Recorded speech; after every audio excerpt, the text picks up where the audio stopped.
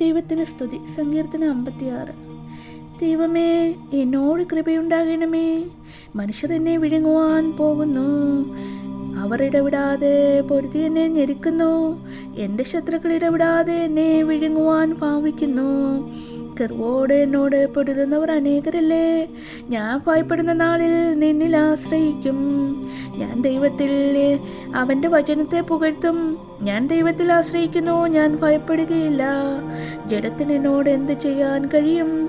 ഇടവിടാതെ അവർ എൻ്റെ വാക്കുകളെ കൂട്ടിക്കളയുന്നു. അവരുടെ വിചാരങ്ങളൊക്കെയും എൻ്റെ നേരെ തിന്മയ്ക്കായിട്ടാകുന്നു. അവർ കൂട്ടം കൂടി ഒളിച്ചിരിക്കുന്നു. എൻ്റെ പ്രാണനായി പതിയിരിക്കും പോലെ അവരെൻ്റെ കാലടികളെ നോക്കിക്കൊണ്ടിരിക്കുന്നു. നീതികേടിനാൽ അവർ ഒഴിഞ്ഞു പോകുമോ? ദൈവമേ, നിന്റെ കോപത്തിൽ ജാതികളെ തള്ളിയിടേണമേ. നീ എൻ്റെ ഉയർച്ചകളെ എണ്ണുന്നു. എൻ്റെ കണ്ണുനീർ നിന്റെ തുരുത്തിയിലാക്കി വെക്കണമേ. അത് നിന്റെ പുസ്തകത്തിലില്ലയോ? ഞാൻ വിളിച്ചപേക്ഷിക്കുമ്പോൾ തന്നെ എൻ്റെ ശത്രുക്കൾ പിന്തിരിയുന്നു. ദൈവം എനിക്ക് അനുകൂലമെന്ന് ഞാൻ അറിയുന്നു. ഞാൻ ദൈവത്തിങ്കൽ അവൻ്റെ വചനത്തെ പുകഴ്ത്തും. ഞാൻ യഹോവയിൽ അവൻ്റെ വചനത്തെ പുകഴ്ത്തും. ഞാൻ ദൈവത്തിൽ ആശ്രയിക്കുന്നു, ഞാൻ ഭയപ്പെടുകയില്ല. മനുഷ്യൻ എന്നോട് എന്ത് ചെയ്യാൻ കഴിയും? ദൈവമേ, നിനക്കുള്ള നേർച്ചയ്ക്ക് ഞാൻ കടപ്പെട്ടിരിക്കുന്നു. ഞാൻ നിനക്ക് സ്തോത്രയാഗങ്ങളെ അർപ്പിക്കും.